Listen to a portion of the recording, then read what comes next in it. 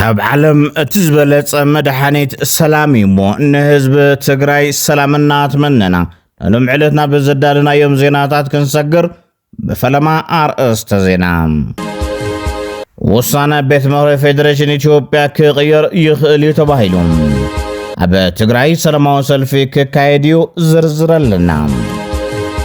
ፖለቲከኛ ጀዋር መሐመድ ነፋኖን ሕወሓት ነጠንቅዩ ክትሰምዑ ይኹም መዘራረብ ተግባር ውድብ ወረዶ ትግራይ አድናቆት ረኺቡ ሒዝናዮ ኣለና ሙሉእ በሙሉእ ናብ ትግራይ ነዳዲ ከያቲ ተኣጊዱ ክነቕርበልኩም ኢና ግብፂ ኢትዮጵያ ኣፍደገ ባሕሪ ክትረክብ ከም እትሕግዛ ኣፍሊጣ ሎሚ ናይ ዞምን ካልኦትን ዜናታት ሒዝና ቀሪብና ኣለና ላይክ ብምግባር ጀምሩ ሰናይ ምክትታል ጉዳይ ውሳነ ቤት ምክሪ ፌዴሬሽን ኢትዮጵያ ዛጊድና ዘራረበዩ እቶም ብህፁፅ ዝተናበበ ብዝመስል መንገዲ መግለጽ ዘውፁ ኣብ አዲስ አበባ ዘለው ተጋሩ ቅድም ክብልና ብልጽግና ተጸጊዖም ንዝወሰኑ ውሳነታት እዩ ኣብዚ በጽሒሎም ዝወቕሱን ኣለዎም ቅድም ክብላይ ተጌታቸው ረዳ ውሳነ ምምሕዳር አምሓራ ከም ዝነበረ በገለ ተጋሩ ብፍላይ ድማ ደገፍቲ ሕወሓት ይወጽእ ምንባሩ ዝዝከር እዩ አብይ አሕመድ ካብ ትግራይ ናብ አዲስ አበባ ንዘተ ተወኪሎም ንዝኾዱ ተመዛበልቲ ተጋሩ ጌታቸው ዘሎ ኮሚቴ ኣሎ በዝመሰረት ይሁም ክትምለሱ ኢሉ ምንባሩ ዝዝከር እዩ ቤታቸው መመለስ አለባቸው እንግዲህ የተስማማነው ስምምነት በተደጋጋሚ ገልጫዋለሁ አሁን ባጭሩ ግን ኮሚቴ ተቋቁሞ አቶ ጌታቸው ያለበት አቶ አረጋ የአማራ ክልል ፕሬዝዳንት ያለበት ከፌደራልም ኃላፊዎች ያሉበት ሰሞኑንም ይወያያሉ የኛ ፍላጎት መጀመሪያ የተፈናቀሉ ሰዎች በሙሉ 100% ቤታቸው እንዲመለሱ 100% ይሄ በተደጋጋሚ ብለናል አሁንም በማንኛውም ሰዓት ቤቴ ሁመራ ያለው መለሳለው ካሉ ነገ እኛ ለመመለስ ዝግጁ ነን ለመከላከያ የተሰጠው ስራ ይሄ ነው በአካባቢው የትግራይ የአማራ የሚባል ጸጥታ ኃይል እንዳይኖር መከላከያ ይኖር ሰዎች ይታወቃሉ የማን ቤት እንደሆነ ይታወቃል የማን እርሻ እንደሆነ ይታወቃል ችግር የለው እርስ በርሱ ይተዋወቃል ሰው ቤቱ ይመለስ ቤት ከተመለሰ በኋላስ ራሱ ህዝቡ ያስተዳድረኛል የሚለውን ሰው ከራሱ ልጆች ይምረጥ በራሱ ልጆች እያደረ ከተረጋጋን ልብ ከገዛን በኋላ ዓለም እያየ ህዝቡ ራሱ ሪፈረንደም አድርጎ እኔ ትግራይ ነኝ እኔ አማራ ነኝ ይበል ቀድመን እኛ እንደዚህ አንናገር መጀመሪያ ግን ቤቱ እርሻው ማሳው ይግባ ይሄ ነው የኛ አቋም አብይ አብተዋን ዝተዛረቦ ህዝቢ መስአቶ ባዕሉ ክወስን ይድሕምባል በወገን ፌዴሬሽን ድማ ድልውነት ኣሎ ቅድመ ክረምቲ ክትምለሱ ይኹም ዝበሉ እዋን ቅድሚ 2 ዓመታት ነይሩ መቀሌ መቀመጥ አያስፈልግም ሽሬ መቀመጥ አያስፈልግም አስፈላጊ ድጋፍኛ እናደርጋለን ቦታችሁ ተመለሱ ከተመለሳችሁ በኋላ መቼም እርግጠኛ ነኝ እርሶና ሌላ የርሶ እህት እዛ ጎረቤት ያለች አብራ ያደገች አብራ ይኖረች ስትገናኙ መላቀሳችሁ አይቀርም ማዘናችሁ አይቀርም እናንተ አትፈልጉትም ግጭቱ መጣባችሁ በፖለቲከኛ እንጂ እናንተ ሐሳብ አይደለም ስትነጋገሩ ከውስጣችሁ የሚበጃችሁ የሚጠቅማችሁን ሰው መርጣችሁ እንዲያስተዳድራችሁ በልጆቻችሁ መተዳደር ትችላላችሁ ይሄ ነው የኛ አቋም ይሄንን ብንተጋገዝ ጥሩ ነው እና አቶ ጌታቸውም ስብሰባ አላቸው ሰው ወደ ቦታው ክረምት ሳይመጣ መመለስ አለበት ወደ እርሻው በፌደራል መንግስት በኩል ዝግጁነቱም አለ ለማገዝም ከምትሉት በላይ ፈቃደኛ ነን በኋላም ኮሚቴ ያላችሁት የሚያነጋግራቸው ሰዎች ካሉ በዚህ አግባብ ማናገር ይቻላል በስተፈላለዩ ጸብጸባት ከወጹ ዝጸንሑ አብይ አሕመድ ኣብ ጎንደር ከይዱ ብውሽጢ ስርሑ ዘረባ ዋዕዋዓይ ተብዝሑ ዝብል መደረ ሂቡ ከም ዝነበረውን ይዘኻኸሩም ካብ መደረኡ ዝብገስ ዝመስል ተግባራት እውን ብወገን ምሕደር አምሓራ ቀሊል ዘይበሃል ህዝቢ ካብ አምሓራ እናኸደ ናይ ተጋሩ ገዛውቲ እናሓዘዩ ኣብ ናይ ተጋሩ ገዛ ሰፊሩ ዘሎም ነዚ ዝፈልጥ አብይ አሕመድ ድማ ኣብ ፓርላማ ካብ ክልቲኡ ወገን ዝመጽእ ጥርዓና ይሰምዕን በሪፈረንደም ይዝውሰን ዝብል ሐሳብ በተደጋጋሚ እናሃበ መጽዩ እኛ ምን ወሰን አንደኛ የተፈናቀሉ ሰዎች ቦታቸው ይመለሱ ቀበሌያቸው ቤታቸው ወዳቸው ይታወቃል ቁጥራቸውም ጥቂት ነው አብዛኛው ተመልሷል ይመለሱ ጸጥታ በሚመለከት ፌደራል ፖሊስና መከላከያ ጸጥታ ይጠብቅ፣ ህዝቡ የተፈናቀለበት ይመለስ፣ ራሱን በራሱ ያስተዳድር፣ በጀት ይለቀቅለት፣ ከዛ በኋላ ሪፈረንደም ይደረግ። እየተሰራ ያለው በዚህ አግባብ ነው። ይሄ በዚሁ ይፈጸማል። ብዙ ወደዚህ ይኖር፣ በዚሁ ይፈጸማል። በሪፈረንደም ይፈጸማል። حتى والقايت بزمن إيه ودقون يلعل كم زنبر الزكري وابتوان مس بريزيدنت تግራይ ነበር አባይ ወልዶ ዝርብ ተገይሩ ነሪዩም አብተ ጊዜ ብንዓብን ጎነጽን መፍታሕ ይፍትኑ ከም ዝነበሩን ዓመጽ ክልል አምሓራ መልክቱ አብተዋን ቀዳማይ ሚኒስትር ኢትዮጵያ ዝነበራ አይተ ኃይለ ማርያም ደሳለኝ ተረጋጊዕኻ እቲ ሰንሰለቱ ሓሊ ክፍታሕ ዝግብኦ ጉዳይ ነይሩ ካሊ ጎንጺ ተደሊን ተዘይኮይኑ ዝወለ መደረ ክነዘኻኽረኩም በትግራይ ክልል ወልቃይት አካባቢ ላይ የተነሳው ጥያቄን በተመለከተ ተመሳሳይ መስመር መከተል አለበት። ወልቃይት በትግራይ ክልል ውስጥ ነው ያለው። መጀመሪያ ጥያቄው መቅረብ ያለበት ለትግራይ ክልል መስተዳድር ይሆናል። የትግራይ ክልል መስተዳድር ችግሮቻቸውን የሚጠይቁ አካላት ካሉና እነዚህ አካላት ችግራቸውን የትግራይ ክልል የማይፈታ ከሆነ በስርዓቱ ተከትለው የፌደራል መንግስት የፌዴሬሽን ምክር ቤት አለ፣ ይሄን መጠየቅ ይችላሉ። እዚያም ጉዳዩ ውስብስብ አይደለም፣ መወሳሰብ የሌለበት ጉዳይ ነው እየተወሳሰበ ያለው። ጥያቄ አለኝ የሚሉ የወልቃይት የማንነት ጥያቄ አለኝ የሚሉ አካላት የመጀመሪያው ማድረግ ያለባቸው ጉዳይ ለትግራይ ብሔራዊ ክልላዊ መንግስት ጥያቄያቸውን ማቅረብ አለባቸው። አሁንም ያሉ ካሉ ያቀርቡ፣ አቅርቦ ችግራቸውን መፍታት ይችላሉ። ስለዚህ ይሄ ውስብስብ ጉዳይ አይደለም። በህገ መንግስቱ መሰረት ይፈታል ሲባል ጥያቄ ያለው አካል ጥያቄውን ለሚመለከተው አካል ያቀርባል ማለት ነው። እስካሁን እንደሰማነው የትግራይ ብሔራዊ ክልላዊ መንግስት በቀጥታ ለኔ የቀረበልኝ ጥያቄ የለም፣ ስለዚህ መልሱን ለመስጠት አልቻልኩም፣ ግን አሁን ጥያቄው ከቀረበ መልሱን ሰጣለሁ እያለን ያለው ህጉን ተከትሎ ከመሄድ ውጪ ትርምስ መፍጠር አግባብና ተገቢ አይደለም። አብዙ ጉዳይ ዘወጹ መግለጽታትና ቀጸልዮም ቤተክርስቲያን ኦርቶዶክስ ተዋህዶ ትግራይ ካቢኔ ግዚያዊ መምሕዳር ትግራይ መምሕዳር ዞባ ደቡብ ትግራይ መምሕዳር ዞባ ምዕራብ ትግራይ ውድብ ወለዶ ትግራይ አክሱማዊት ሚዲያ ካብቶም ኣብ ሕሉፍ ጸብጻብና ዘይተኻተቱ አብዙ ጉዳይ ናይ ተቃውሞ መግለጺ ዝሃብዮም በተመሳሳል ድማ ቤት ጽሕፈት መምሕዳር ከተማ ላማጣ ሰልፊ ጸዊዕሎም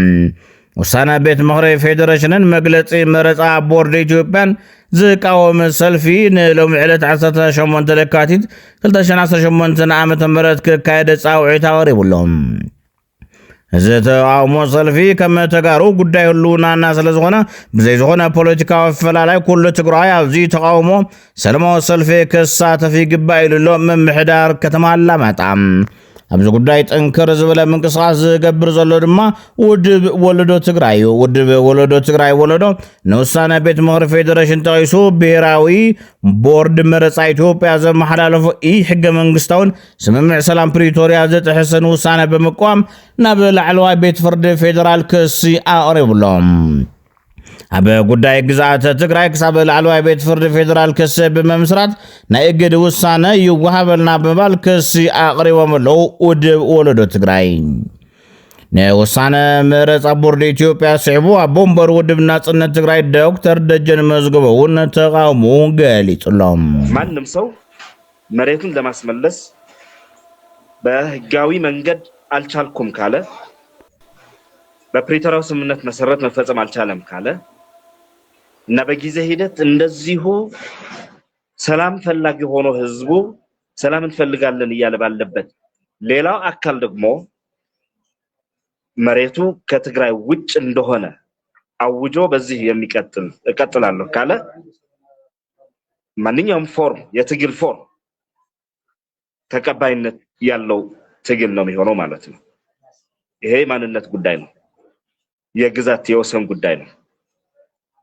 እንደዚሁ በቀላሉ ሊታይ የሚችል አይደለም። ስለዚህ እኔ ወደ ሰላማዊ ፖለቲካ መመለስ አለበት ጉዳዩ። የፕሪቶሪያ ስምምነት ያለን ህዝቦች ነን። የኢትዮጵያ ህገ መንግስትም ያለን ህዝብ ነን።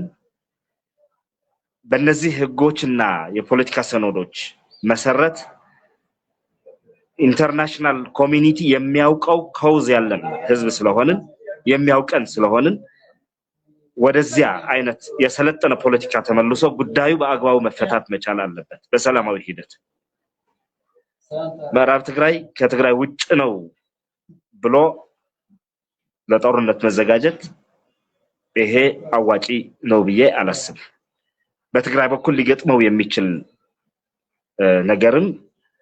እንዲሁ የፖለቲካ መዝሙር ይሆናል የሚል እምነት የለኝም። ፖለቲከኛ ጀዋር መሐመድ ነፋኖን ሕወሓትና ጠንቂቁ ቅድሚ ሕዚ ምርጫ ቦርድ ዝወሰዶ ውሳነ ስዒቡ ድማ ሕዝቢ ቤት ምክሪ ፌደሬሽንነት ውሳነ ምግልባጡ ከምኡውን ብክልቲኦም ውድባት ዝወሃብ መግለፂ ጥንቁቅ ክኸውን ነቲ ሽርሒ ብንጹር መንፈስን ብልሕን ክፍትሽዎ ተስፋ ንገብር ክብል ፀዊዕ ኣሎ ጀዋር መሐመድ። እዚ ድማ ድሕሪ ውሳነ ቤት ምክሪ ፌደሬሽን ብቦርድ መረፃ ዕላው ምግባሩ እቲ ውሳነ ኮነ ተባሂሉ መንጎ ፋኖን ሕወሓትን ሃጓፍ ንምፍጣር ክኾን ከም ዝኽእልን ናብ ዝብል ግምት እዩ ዘዘንብል ክብል ገሊጹ ኣሎ ጀዋር መሐመድ። ደጋፊ ሕወሓት ዝኾነ ጋዜጠኛ ስታሊን ገብረ ስላሴ ንመግለፂ ሓራ መሬት እንኢዱ። እንግዲህ ይሄ የቲፒኤፍ የሚባለው ሓራ መሬት ያለው ልክ የቲፒኤልኤፍ መግለጫ ነው ይመስል ቲፒኤፍ የቲፒኤልኤፍ መግለጫ ይዞ ይወጣ ነው ይመስል በጣም ደስ የሚል ነው። በጣም ደስ የሚል ነው። ግን ይሄ በመግለጫ ዝም ብሎ ለይስሙላ ምን ይሉናል ነገ ጧት ታሪክ እንዳይወቅሰን ምናምን ተብሎ የሚታለፍ እንዳይሆን ነው። ይሄ አሁን ያልኩት መግለጫ አሁን በየቀን እሪ ብዬ ያለቀስኩ ሙሉበት ነው። አሁን ቲፒኤፍ አፋር ሆነ መግለጫ አጣ ዘውዱ ምናምን የምትባለው ማን ነው ወዳን ጥሩ እነሱ ከሆነ ካውጡት ማለት ነው። በየቀኑ እዚህ ወደ ትግራይ የምትተኩሰው ምንድነው? ምን ለማትረፍ ነው? ዓላማው ይገባሃል ወይ? እኔ ሄጄ ትግራይ መሬት አላርስ እርሻ የለኝ 70 ካሬ የሚባል መሬት የለኝ። እኔ ከወጣሁ ስንት ዓመቴ ከትግራይ እዚህ እንደ ቁራ ስጮም ማድረው ምን ቢዝነስ ስላለኝ ነው? ምን ጉዳይ ስላለኝ ነው በትግራይ ጉዳይ ላይ? ይሄን የማይገነዘብ ትውልድ ነው። አይዞ ይሄ እኮ የወንጀሉ ነው ቡድን እኮ እንደዛ ያለ ጦርነት ፈልጎ እኮ ነው። ሉዓላዊነት ሲባል ጦርነት ፈልጎ እኮ ነው። ህዝብ ይመለስ ሲባል ጦርነት ፈልጎ እኮ ነው እየተባለ ሰላምና እንደልይ ያለ 2 ዓመት 3 ዓመት ሙሉ መጨረሻ ላይ ከፋፍሎ ወጣቱን ምናምን ፖለቲካ ኤሊቱ ሰራዊቱን ምን የመሳሰሉ ጀግና ሰራዊት ወታደሮች አዛዦች እንኳን በተለያየ ፖሊሽ እያደረገ ማሳጅ እያደረገ አዲስ አበባ አፋርም አስቀምጠው አሁን እንደዚህ አይነት መግለጫ ያወጣል። አልዘገየም። በነገራችን ላይ አሁንም ግቡ ቤታችሁ ግቡ። ቤት ምክሪ ፌደሬሽንን ቦርድ መረፃ ንግዛኣት ትግራይ ዝምልከት ዘሕለፍዎ ውሳነ መምሕያሽ ከም ዝግበረሉ ናብ ቀረባ ዕላው ከም ዝኸውንን ይዝረበሎም። እቲ ዝግበር መምሕያሽ ንስምምዕ ፕሪቶርያ ዘኽብር ሉዓላውነት ትግራይ ዘይጥሕስ ድሌት ህዝቢ ትግራይ ዘማልእን ብኻሊእ ገጽ ግን ንሕወሓት ካብ ፀዋታ ወፃኢ ዝገብርን እዩ ዝብል በቶም ደገፍቲ ብልፅግና ዝኾኑ ተጋሩ ዝወፅእ ዘሎ ሓበሬታ እዩ። ወሲኹ ነዚ ሓበሬታ ዘካፈለ ፍልፍል ካብ ጽምዶ ሸተት ናይ ምባል ባህርያታት ምርኣይ ጀሚሩሎ ዝብል ሓበሬታ ድማ ኣካፊሉ ሻዕብያ ሰራዊቱ ብቐጥታ ናብ ትግራይ ከእቱ ከም ዘይደልን ከም ዘይኽእልን ኣብ ክንዶ ካብ ሓይልታት ትግራይ ፋኖን ዝተለኣኹ ኣብ ኤርትራ ስልጠና ብምሃብን ኣፅዋርን ሎጂስቲክን ብምድጋፍን ከም ዝተሓባበር ኣፍሊጡሎም። ኣብዚ ጉዳይ ዘዳሃበ ህፁፅ ኣኼባ ሎሚ ኣብ ከተማ ሽረ እንዳስላሴ ክግበር ምዃኑ እውን ይገልጽ ዝምንጭና። ይኹን እምበር እዚ ጉዳይ እዚ ኣጻሪና ናባኹም ንኽነቕርብ ዝገበርናዮ ጻዕሪ ኣይሰመረን።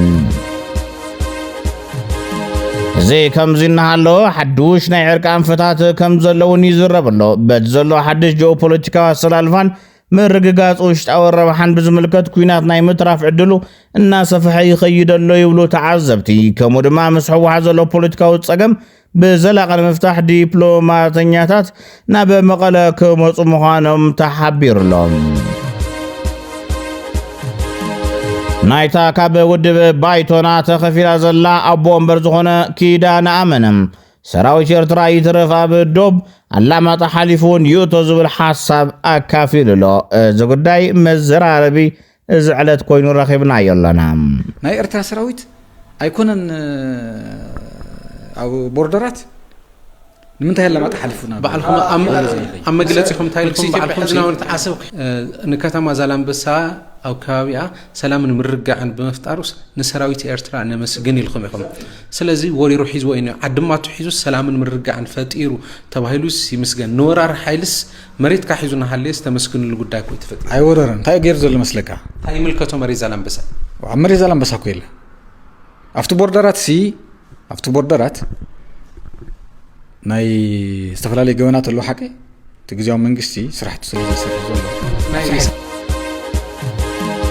ንኣመራርሓ መንግስትን ሕወሓትን መረርትን ወሰንትን ሕቶታት ልዕሎም ብምጥቃስ ዝፍለጡ ካብ ምዕራብ ዝተመዛበሉ ኣቦ ንኣብይ ኣሕመድ ዝሃብዎ ክሲ መዘራረቢ ኮይኑሎም ብህብረት መሬት ንሃበና ሰላም ንፍጠር እምበር ትግራዋይ ንምብትታ እንተኮይኑ ሓሳብካ ግን ኣብ ሓደጋ ሓድነትና ንምስጠም 5 መዓልቲ ኣይወስድን ክብሉ ተዛሪቦም ስኻ ተሓስቦ ዘለኻ ንህዝቢ ትግራይ ብትንትንትን ኣብ 5 ደቂቃ ናብ ሓደና ኣብ 5 ደቂቃ ኣብ ቁርሲ ክኾን ከሎ ተባይዝና ነርና ኣብ 5 ደቂቃ ኣሕዋትኹ ርስዕስዕ ትግራዋይ ሕሊፉ ለሓውል ህብ የለ እዚኣ ፍለጥ መሬትና ትበና ኣይትበናን በቃ መዓልቲ ነውሕ እምበር መሬትና ከይመለስና እዮም ስቆይሉ ንሕና ልፈከርናያ ንሕና ዚኣይልና ልጠመትናያ ከይተገርና ዓዲ ጥልያን እኳ ገንዘብና ምስ ብዚናትና ካብ ዓለም ካብ ቀዲም ጥንት ታሪክና ወረቐትና ዘለና ካብ ቀደም ዝፍለጥ ርስኻ እንዳስርሐዮ ስኻ ስርሐዮ መሬትና ሃና ኢና ኣለካ ኣለና ደቂ ሃገር ኢና ደቂ ዓዲ ኢና ኢትዮጵያውያን ኢና ከም ባዕዲ ስኻ ትርኤና በይ ወቐልካ ኢኻ ስኻ ስማዕ እዚ ንተልካ ስማዕ ንትግራይሲ ኣግሊልካ ከተሪኣሲ በበይ በቑልካ ኢትዮጵያ ማለት እኮ ትግራይ እያ መፈጠር ናይ ኢትዮጵያ እኮ ትግራይ እያ በበይ ሓሊፍካ ትግርየ መጥፋት ላልካ ኢኻ ትሓድር ኣይተጥፈናን ኣይከኣሊ ሰብ ኣይጠፍእ ከጥፍእ ተዘይኮይኑ ዝገደደ ክኾን ተዘይኮይኑ እምበር ኣይጠፍእ ከበቢልካ ንሕና ርእስኻ ተስሪሕካዮ ግን تا مريتنا تبنا هذا رنال نما حاضرة أحواتنا خول كأول دل خيو نتحاس وزلخا أروعة معالته يسنحنا تنتاني بوليتيكا كنفا قبري هانس أبوان طورنت أبسي شيلس تقبر اسم معنت زي تسمعو مشتراتا وصيوم مثلا سلبينا تطويل تستوسط خونك رداءتا خاطو أبستقور له ናይ መጀመርያው ጉዕዞ ናብ ሴሸልስ ዝኸዱ ጻድቃንን ወዶረደን ማለት ከምዚ ምዋዕ ብስሩ ስለዚ በዝሕ ግን ማለት ክበዝሕ ከለስ ከተዋግዑ ነካ እና እዞም ኣካላት እዚኣቶም ከይዶም ተዘራሪቦም ክመፁን ከለዉ እንታይ ኢሎም መስለኪ ኢትዮጵያ ታ ሕዚ ዝብልዋ ሻዕብያ እዩ عقاقينان دفئنان زخويناتو زي نحنا عين دوليون نيرنا حابيرنا نشعبية نوقعيو ويون نعنا عيتو كعسو قولو نشعبية تداليخم وقعوه توليها زي أبداً بنرأيها زي أنا من قصيتي بيئة ألبيا كم زلتا صارك عن تقبلوا كم زلتا مصيبون أمينوا وميوزي قصيلو